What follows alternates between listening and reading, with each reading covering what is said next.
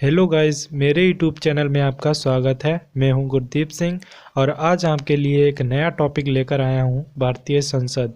दोस्तों, जो संसद से है वो इस समय ट्रेंडिंग टॉपिक है और संसद से कई क्वेश्चन पूछ लिए जाते हैं। तो आइए दोस्तों शुरुआत करते हैं। दोस्तों, जो भारतीय संविधान है उसमें जो संसद है वो 79 जो आर्टिकल है उसमें बताया गया है संसद के बारे में, और जो 80 आर्टिकल है उसमें राज्यसभा के बारे में बताया गया है, और जो लोकसभा वाला है वो आर्टिकल 81 में बताया गया है। दोस्तों, देख लेते हैं कि जो संसद होती है उसमें राष्ट्रपति भी शामिल होता है और राज्यसभा भी होता है और लोकसभा भी होता है। ये उच्च सदन और निम्न सदन दो सदन होते हैं संसद में, और इनसे जो बिल पास होता है वो राष्ट्रपति के पास जाता है, और राष्ट्रपति जब इस पर हस्ताक्षर कर देता है तो वह कानून लागू भी हो जाता है। यानी ये जो संसद है वो राष्ट्रपति, राज्यसभा और लोकसभा से मिलकर बनी होती है। तो सबसे पहले हम जानेंगे संसद की परिभाषा। संसद देश का सर्वोच्च विधायी निकाय है। हमारी संसद राष्ट्रपति और दो सदनों, Lok Sabha house of the people और राज्यसभा काउंसिल ऑफ स्टेट से मिलकर बनी होती है। राष्ट्रपति के पास संसद के अतिरिक्त भी सदन की बैठक बुलाने और सत्रावसान करने अथवा लोकसभा को भंग करने का भी अधिकार राष्ट्रपति के पास होता है। संघ की विधायिका को संसद कहा जाता है। दोस्तों, जो संघ की विधायिका ही होती है उसे ही संसद कहते हैं। और जो संसद होती है उसमें राज्यसभा और लोकसभा नाम के दो सदन भी होते हैं और राष्ट्रपति भी शामिल होता है। जब इनसे बिल पास होता है, जैसे लोकसभा ने कोई भी विधेयक पारित करता है तो राज्यसभा उस पर विचार विमर्श करती है, उसका निष्कर्ष निकालती है, और उस निष्कर्ष निकलने के बाद जो वो विधेयक है वो उसको बिल बना दिया जाता है और इस बिल को फिर राष्ट्रपति के पास पहुंचाया जाता है, और राष्ट्रपति जब इस पर हस्ताक्षर कर देता है तो वह कानून देश में लागू भी हो जाता है। यही प्रोसेस होता है। अब हम जानने वाले हैं कि राष्ट्रपति के लिए क्या क्या योग्यताएं होनी चाहिए राष्ट्रपति बनने के लिए। तो जो भी राष्ट्रपति बनता है वो भारत का नागरिक हो, उसकी आयु 35 वर्ष हो, और जो राष्ट्रपति का कार्यकाल है वो 5 वर्ष का होता है। और जब राष्ट्रपति को हटाना होता है तो एक प्रक्रिया होती है, महाभियोग प्रक्रिया, जो कि अर्ध न्यायिक प्रक्रिया है। इसके द्वारा राष्ट्रपति को हटा भी दिया जाता है। जो भी संसद है वो अगर चाहें तो राष्ट्रपति को हटा भी सकते हैं।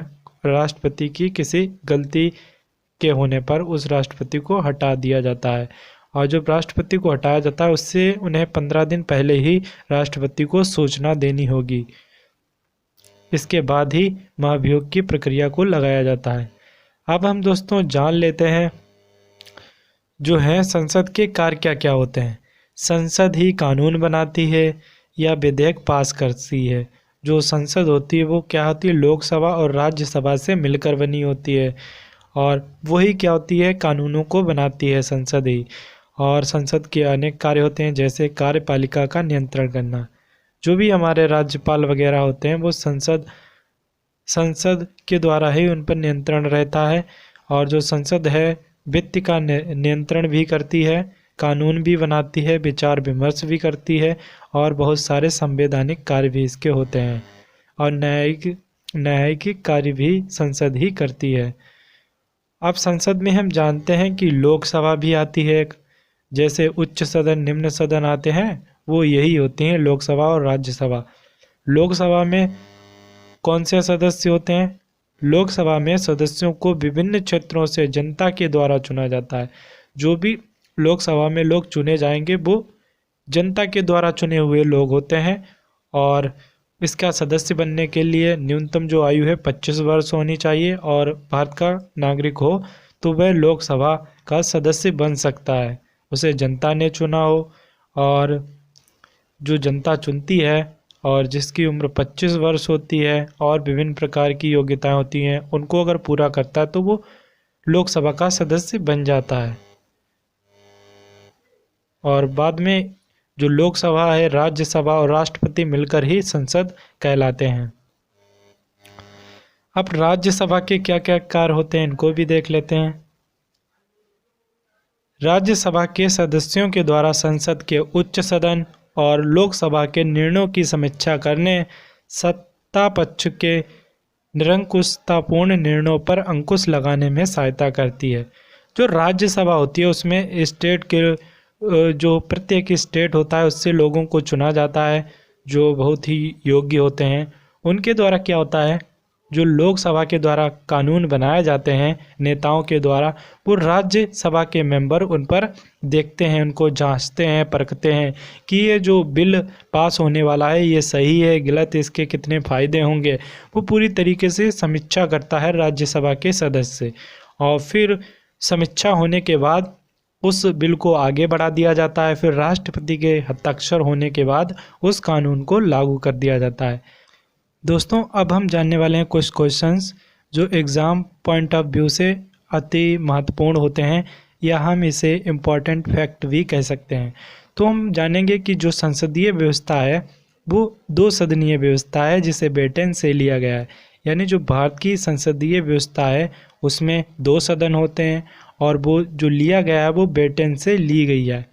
और संसद के किसी भी प्रस्ताव को अंतिम रूप से राष्ट्रपति के द्वारा ही पास करने के पश्चात लागू किया जाता है। यानी भैया, जो निम्न सदन और उच्च सदन होता है, राज्यसभा, लोकसभा, इनसे किसी भी बिल को बनाने के बाद पारित भी करवा लिया जाता है। पारित होने के बाद फिर अंतिम जो रूप है वो राष्ट्रपति ही देता है। वो अगर उस बिल पर हस्ताक्षर कर देता है तो वह कानून लागू भी हो जाता है। यानी राष्ट्रपति का श्रेय प्रमुख रहता है किसी भी कानून को लागू करवाने के लिए। अब देख लेते हैं कि लोकसभा का अध्यक्ष कौन होता है। तो लोकसभा का अध्यक्ष है वो स्पीकर कहलाता है, और वर्तमान में जो स्पीकर हैं ओम बिरला जी हैं। ऐसे ही राज्यसभा का अध्यक्ष देख लेते हैं, वो होता है भारत का जो भी उपराष्ट्रपति बनता है वो राज्यसभा का अध्यक्ष मान लिया जाता है। जैसे वर्तमान में जगदीप धनखड़ जी राज्यसभा के अध्यक्ष हैं। ऐसे ही एक नया क्वेश्चन और देख लेते हैं। भारत का उपराष्ट्रपति राज्यसभा का पदेन सभापति होता है। यानी भारत का जो उपराष्ट्रपति है वो राज्यसभा का पदेन सभापति होता है। यानी उपराष्ट्रपति के साथ साथ उसे राज्यसभा का सभापति भी माना जाता है उसके पद के अनुसार। और लास्ट क्वेश्चन है कि लोकसभा के सदन का नेता कौन होता है। वो होता है भारत का प्रधानमंत्री। यानी जो भी प्रधानमंत्री बनेगा वो लोकसभा के सदन का नेता होता है। यानी वही प्रमुख नेता होता है, वही सब कुछ लीडरशिप करेगा लोकसभा में, और सभी लोग उसकी बातों को रखेंगे और उसकी बातों को मानेंगे भी ही। तो लोकसभा के जो भी प्रमुख नेता होता है वो सदन का, वो प्रधानमंत्री ही होता है। दोस्तों, अगर हमारी वीडियो आपको अच्छी लगी हो तो मेरे चैनल को लाइक एंड सब्सक्राइब करना ना भूलें, और हम आपके लिए अच्छे से अच्छी वीडियो और भी बनाते रहेंगे। बस आप हमारा सपोर्ट करिए, चैनल को सब्सक्राइब कर लीजिए, और अपने जो संवैधानिक प्रक्रिया को इसको सुरक्षित रखें ताकि देश आगे भी सही तरीके से बढ़े और आगे सभी व्यवस्थाएं चलती रहें। दोस्तों, संविधान अगर हमारे देश का सही रहता है तो आने वाली पीढ़ियों के लिए हमारी फ़ायदा होगा।